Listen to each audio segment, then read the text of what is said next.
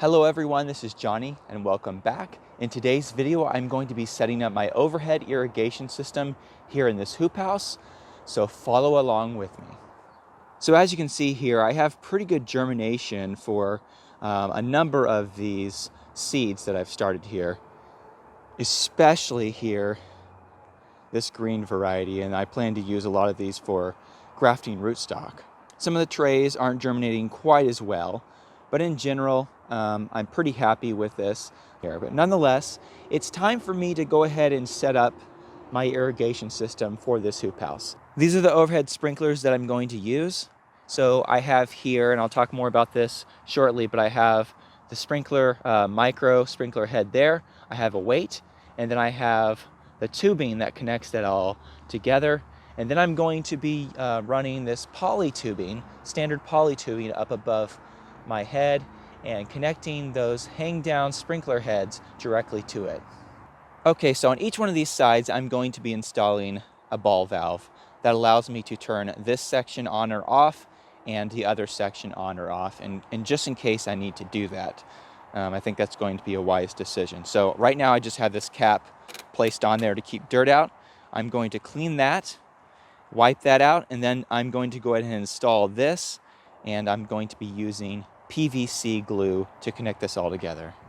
So I initially planned for 180-degree sprinkler heads to hang down in front of the plant tables, which meant installing a tall PVC extension facing outward. But unfortunately, when I was testing this with the 180-degree sprinkler heads, it didn't work as planned, and I had to readjust my plans.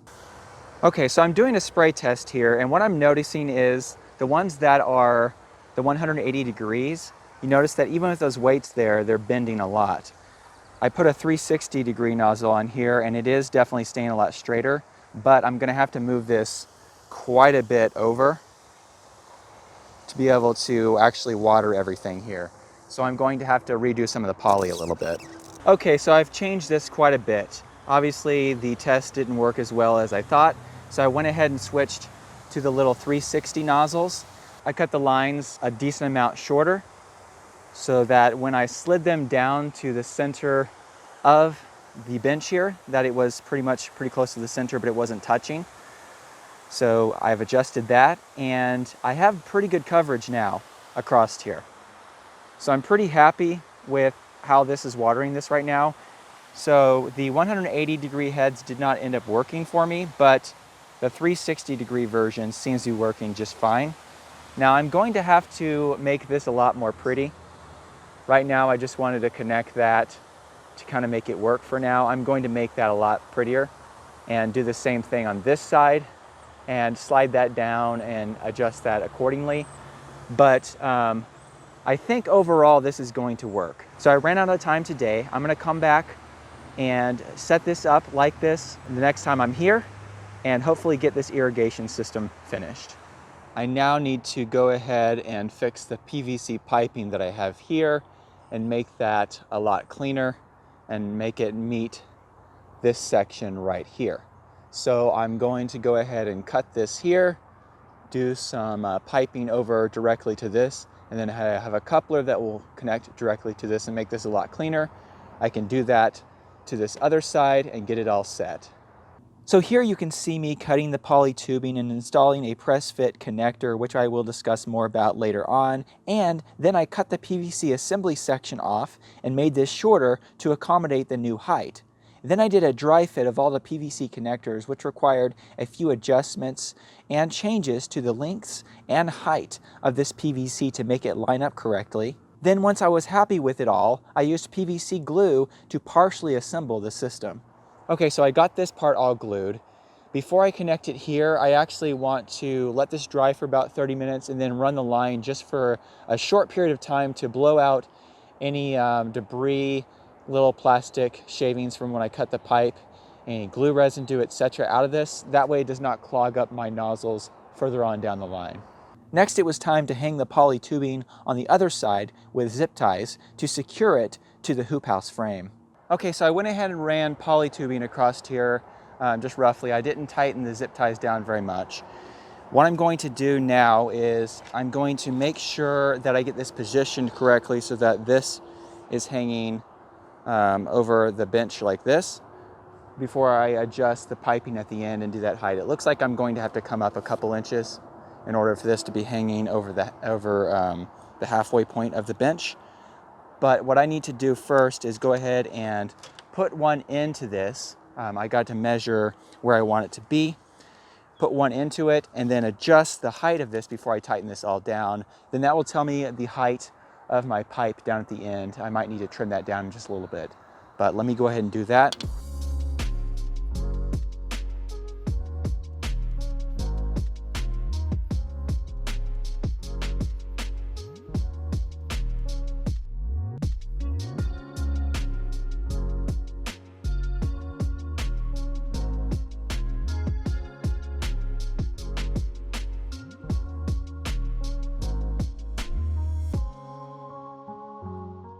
With that done, it was once again time to do a dry fit of all the PVC connectors before gluing everything together. These are pretty cool. They allow me to connect poly on this end, just a press fit, and then to glue in the PVC on this end, the 1/2 inch PVC. Okay, I'm happy enough with that. Once again, these are placed roughly where they're going to be. This is flexible, so I still have a little bit of room that this can move slightly up and down. There's a little bit of flex here. I believe that's good enough, that I feel good enough to go ahead and glue that into place. I think that's a solid position. I won't glue these two ends just yet because once again, I want to let this part dry for about 30 minutes and then run water to blow any shavings, glue, anything like that out of here. And then I'll glue it all together and test it about 30 minutes later, the whole system. Okay, I have that first part glued. I'm gonna let that dry for 30 minutes, run the water to blow out any debris, and then I can connect the coupler here to the poly tubing and test the whole system. I guess there is one other thing that I need to do here. I need to go ahead and cut this off and attach this here. So these sprinkler heads are pretty cool. They're actually a multiple piece design here. So I can unscrew this portion here from the head. And then there are a number of different nozzles here that do different gallons per minute. I have the red, which is pretty fine, and then one step up, which is green. So I can adjust those as needed. And then right now, these have the 180-degree heads on them, but I want to switch that out to the 360-degree little head there. So I can just basically unscrew this part, pull out that little piece, and then put in one of these other little pieces here. So I'll get a little bit closer there. So you can see there, that's the 360 nib. And then here is the 180. You can see that it blocks the water and then spreads it out. I need to switch these all to 360 heads. So I'll do that real quick and then we can test this out. Okay, it's the moment of truth. I have everything connected. I haven't completely tightened these all the way down, these zip ties on this side, but I have the system all connected. Everything should be dry.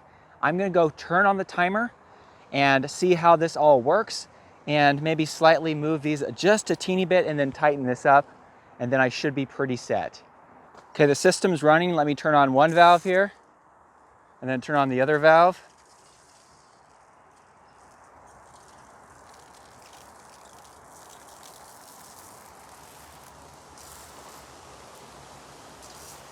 So you can see these heads are working pretty well with the 360 head. There's really not much overwatering here. That coverage is pretty good. There's a little bit running over the edge here, but the center is just basically getting misted and fogged. There's not large amounts of water just dripping here in the middle.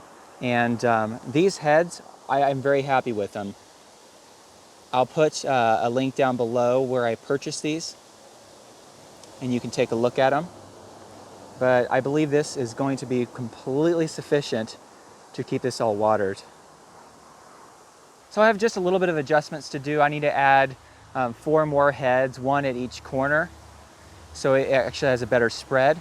But overall, I'm very happy with this particular setup. And hopefully, kind of walking through me doing this for the first time, hopefully it was helpful for you to see my process. So thank you so much for watching. Until next time.